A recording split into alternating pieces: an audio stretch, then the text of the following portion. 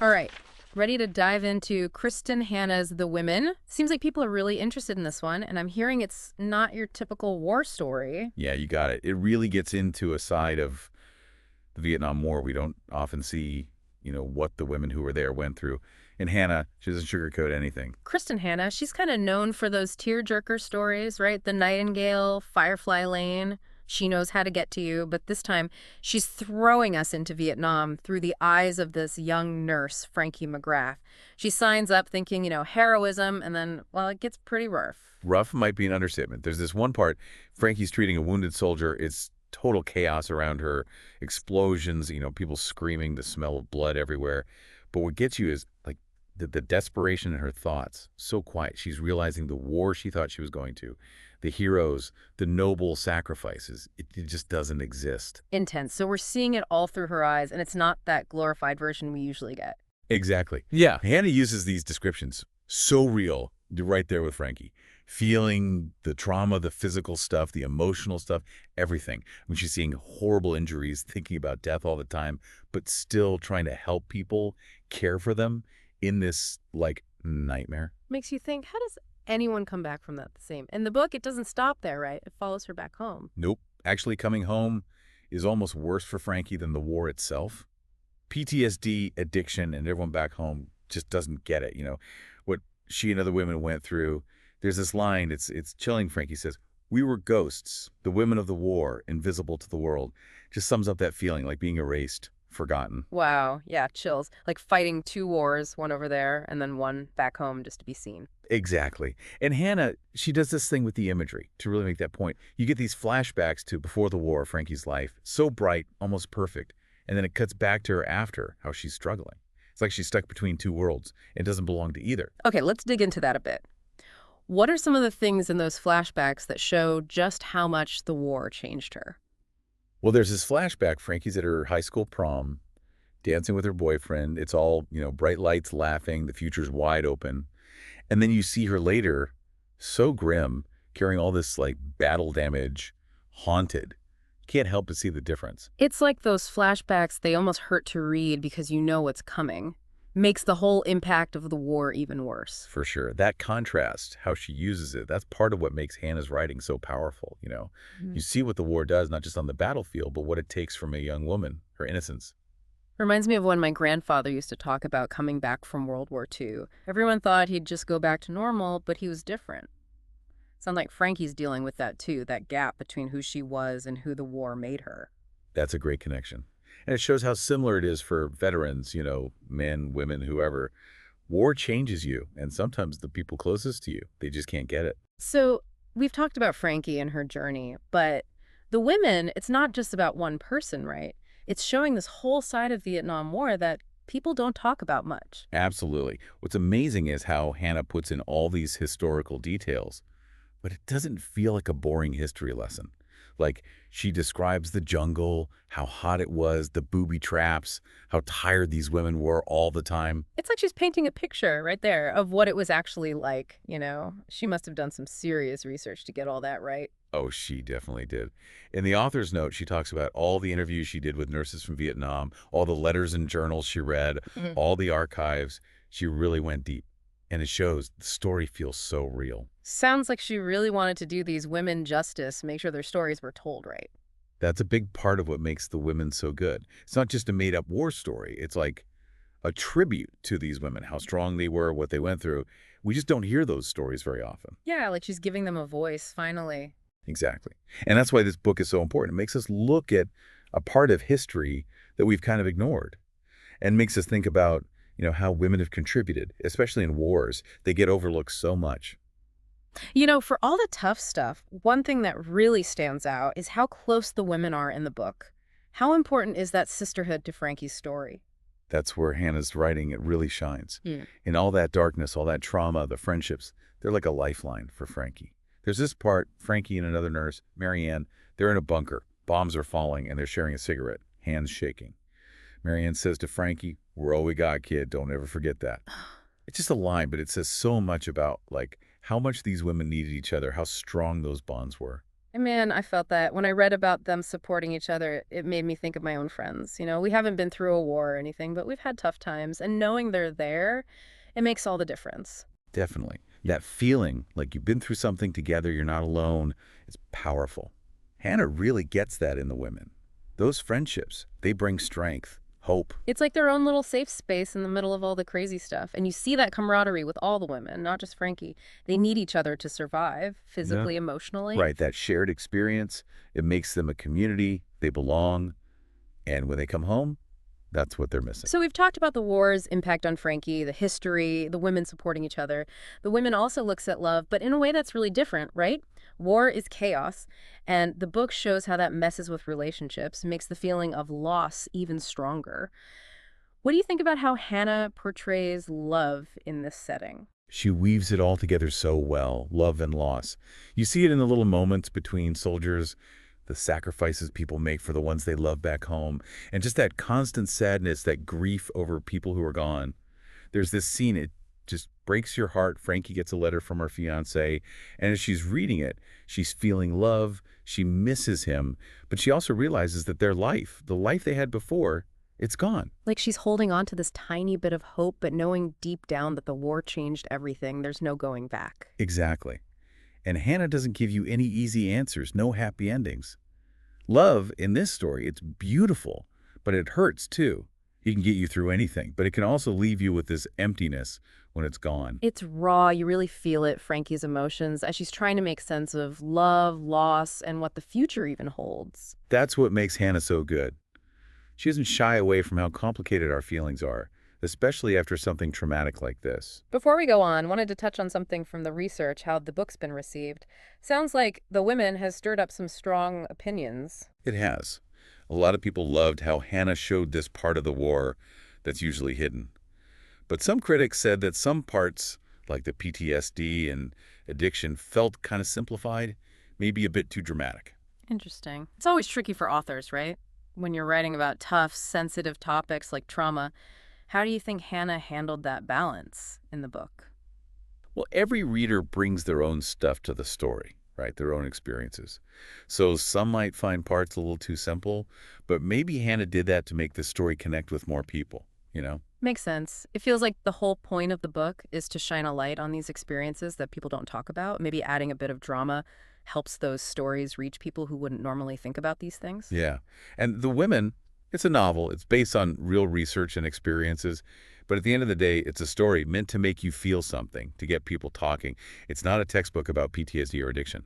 True. And I think it's safe to say Hannah did a good job with that. The book has gotten people talking about how female veterans are treated, and some even think it could be a way to make people more aware and understanding. Totally. Fiction, it can really get to us on an emotional level, and sometimes that's what it takes to get people to understand more and maybe even change things. Now, I'm curious, what do you think about reading a memoir along with The Women? One that came up in our research was Home Before Morning by Linda Van Devanter. She was a nurse in Vietnam. Do you think reading something like that, a firsthand account, would help us understand these women even better? I think that's a great idea. Reading a memoir with a novel, it's like seeing both sides of the coin. The memoir makes the story feel real. You get specific examples and how the person felt, and that adds to what you get from the women. Like two pieces of a puzzle, right? The fiction makes you feel it, and the memoir gives you the facts and the history. Exactly. And I think that combination is really powerful. Makes you feel the story, but it also makes you want to learn more about what really happened and how it affected these women's lives. So to wrap up this part of our discussion today, let's go back to why The Women is so important. Why does this book matter, and what can we, as readers, take away from it? The women. It's about resilience, courage, and how we need each other. It shows us a part of history that we've forgotten. Lets us hear the voices of the women who served in Vietnam, the women who faced challenges that no one really saw or cared about. It reminds us that war, it leaves scars, you can see them and you can't. And that healing takes understanding, support, and listening. And maybe the most important thing, it shows us that we need to honor and support all veterans, especially those whose stories haven't been told. That's really well said. And that message about honoring and supporting veterans, especially women, it's a perfect lead into something we want you, our listener, to think about. Thinking about the women, how can we do better, for veterans, especially women who've been through similar things? What can we each do in our communities as a whole society to make sure their sacrifices are recognized, their stories are heard, and they get the help they need. It's a big question, makes you think. It's not just about enjoying the story. It's about taking what we learn and doing something, in real life with it. Those themes Hannah brings up, they matter. It's a reminder that even though fiction can show us these experiences, it's on us to actually do something. Whether it's fighting for better resources for veterans, helping organizations that offer mental health support, or just really listening to their stories, with empathy. We all have a part to play in honoring those who've sacrificed so much. You saying that about listening reminded me of something from the research about how the book's been used. Apparently, some veteran support groups are using the women to get people talking, help them process what they went through. That's amazing. It shows you how powerful stories are, how they can bring people together and help them heal. When we share our stories, we don't feel so alone, and it makes it easier to understand each other. It's like the book gives them something in common, something to connect over, even if their experiences were different. They see themselves in Frankie's struggles and realize they're not the only ones hurting. Exactly. And feeling like someone gets it, that can be so helpful, especially for people who felt pushed aside or silenced. Speaking of being silenced, one thing that really hit me was how differently male and female veterans were treated when they came back home. Frankie's brother, he's in Vietnam too, and yeah, he has a hard time, but it seems like people welcome him back easier while Frankie feels invisible. That's a sharp observation. Yeah. It shows a real difference in how society has always seen male and female veterans. We think of war as a man's thing, and when women do it, it messes with what we expect, how we think men and women should act. Like women aren't supposed to be fighters, so when they come back with scars, physical and emotional, people don't know what to do with them. Right, and because people don't understand, it makes those women feel alone, invisible, even ashamed sometimes. The women really shows that, makes us see how gender bias affects veterans. Makes you wonder how many stories like Frankie's we'll never hear just because they didn't fit the idea of what a war hero is supposed to be. That's so true, and it shows why books like The Women are important. They challenge those ideas Yeah. and let us hear from those who've been ignored. You mentioned earlier that The Women is a novel, and while it's based on a lot of research, are there other books you'd recommend to someone who wants to learn more about the real experiences of women in Vietnam? Of course. Yeah. Actually, one that goes really well with The Women is Home Before Morning by Linda Van Devanter.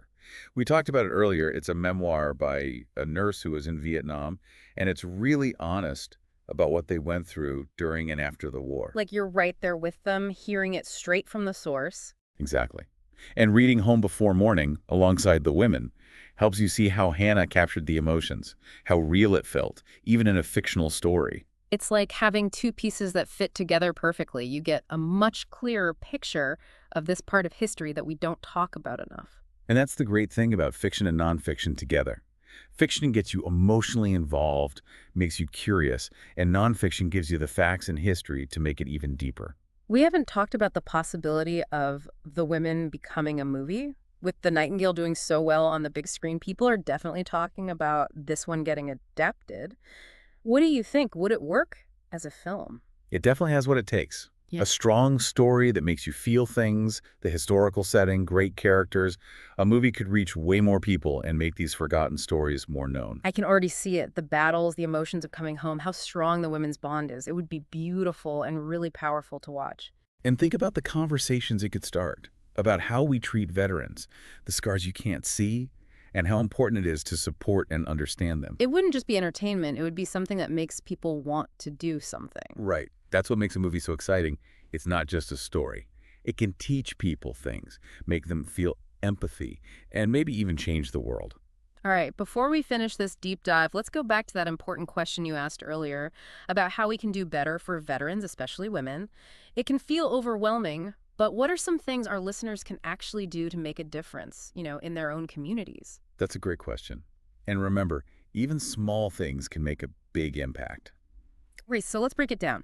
What are some concrete things our listeners can do to show their appreciation and support for veterans? Well, one thing you can do is just, acknowledge them. A simple thank you for your service can mean a lot. Yeah, that's easy enough. But what about if you want to do more? You could volunteer at a veterans organization in your area. A lot of them help with things like housing, job training, mental health counseling. Your time and skills could really help someone. Volunteering, that's a good one. A way to directly give back. Anything else? Donating to organizations that support veterans, that's another way to make an impact. There are so many good charities out there that help veterans get back to civilian life, deal with the challenges they face. Even a small donation can go a long way. Donations are so important to keep those organizations running. Now, what about people who maybe can't volunteer or donate right now? What are some smaller things they can do? Just listening to a veteran's story can be huge.